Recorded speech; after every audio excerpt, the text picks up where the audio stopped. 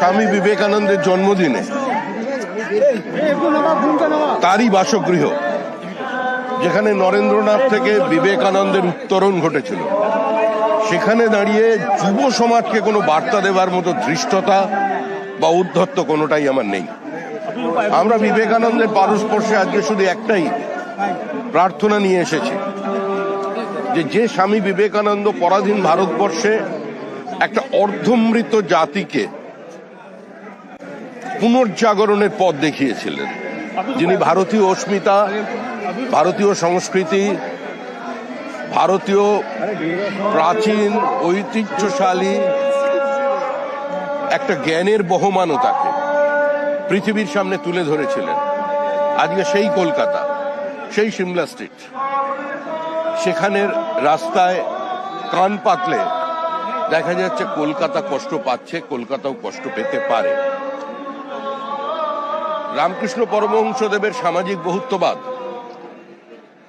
যা ভারতীয় সংস্কৃতি বা ঔপনিষদিক চিন্তাধারার প্রতিধ্বনি, আজকে সেই পশ্চিমবঙ্গে মানুষের মত প্রকাশের অধিকারগুলো বাজেয়াপ্ত হয়েছে, প্রত্যেকটি মৌলিক অধিকার পদদলিত হয়েছে, মেধা পরাজিত হয়ে গেছে সীমাহীন দুর্নীতির কাছে।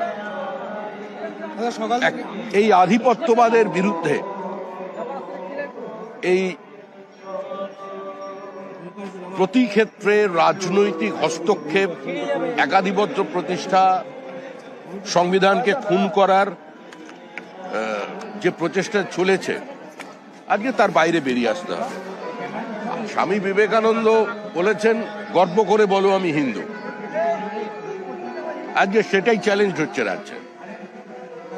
এই হিন্দু তো কোনো ধর্ম নয়, এই হিন্দু একটা নির্দিষ্ট সাংস্কৃতিক জাতীয়তাবাদ। আজকে বন্দে মাতরমের শ্রাদ্ধ শতবর্ষ পালিত হচ্ছে সারা দেশে, তার সঙ্গে সারা দেশে তার সঙ্গে বিবেকানন্দের জন্মদিন। আমরা বন্দে মাতরমকে এই কলকাতার মাটিতেই খণ্ডিত করে দিয়েছিলাম। সেদিন যদি বিবেকানন্দের পথে ঋষি অরবিন্দের কথা এবং বঙ্কিমচন্দ্রের কথা একবারও আমরা মনে রাখতাম, তাহলে আমাদের দেশটা হয়তো ভাগ হতো না।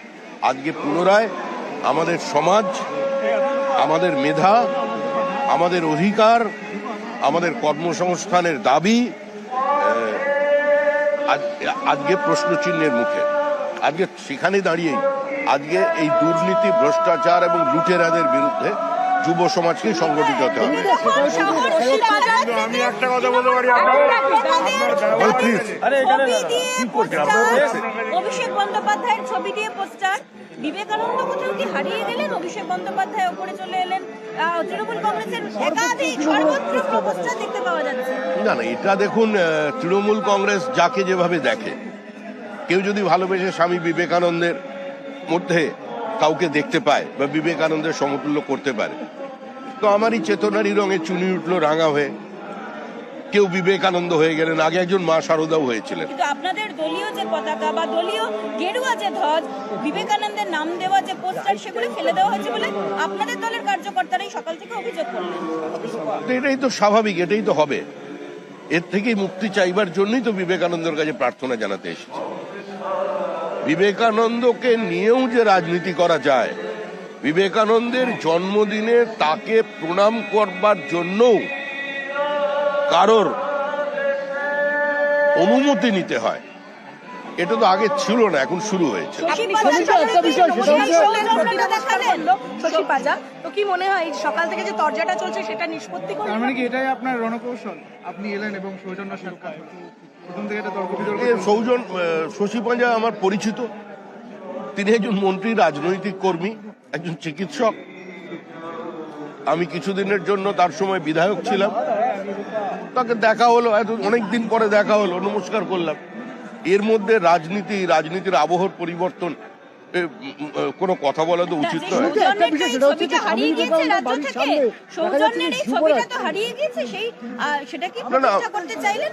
আমি কোনো প্রতিষ্ঠা করা, আমার সঙ্গে দেখা হয়েছে, নমস্কার করেছে, আমি প্রতিষ্ঠা করার কে? প্রতিষ্ঠা করে মানুষ। মানুষ যতদিন এগুলোকে গ্রহণ করবে ততদিন এগুলো চলবে। আর মানুষ যেদিন সংঘবদ্ধভাবে প্রতিরোধ করে দেবে সেদিন এগুলো থাকবে না। কিন্তু আবার আমি বলছি, কেউ যদি কারোর মধ্যে দেবী সারদাকে দেখতে পান, কেউ যদি কারোর মধ্যে স্বামী বিবেকানন্দকে দেখতে পান, তার ছবি লাগানোর অধিকার তার আছে।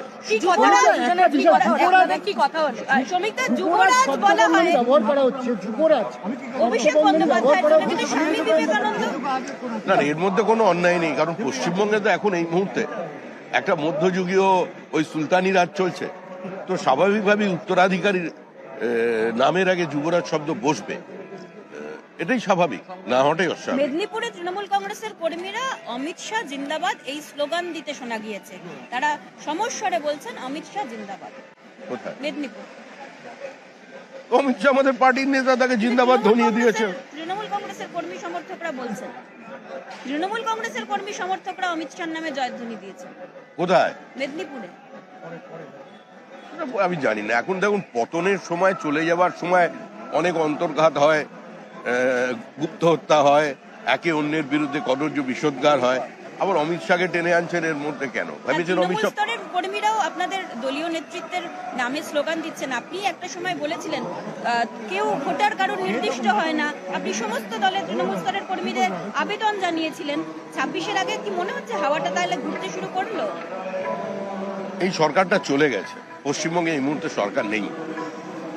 যে সরকারের মুখ্যমন্ত্রী সরকারি কর্মচারীদের উপর আক্রমণ করেন, তাও আর পুলিশ আধিকারিকদের সঙ্গে নিয়ে ফাইল ছিনতাই করেন, এবং সেই ফাইল আবার পুলিশ নিয়ে গিয়ে আরেকটা গাড়িতে রাখে, আর মুহূর্তের মধ্যে গাড়ির নাম্বার প্লেট বদলে যায়, তো সেখানে আর যাই হোক কোনো সরকার নেই। আমাদের ভিডিও ভালো লাগলে লাইক এবং শেয়ার করুন। কমেন্ট সেকশনে গিয়ে জানান আপনাদের মতামত। আরও ভিডিও পেতে আমাদের চ্যানেল সাবস্ক্রাইব করুন এবং প্রতি মুহূর্তে খবরের আপডেট পেতে প্রেস করুন বেল আইকন।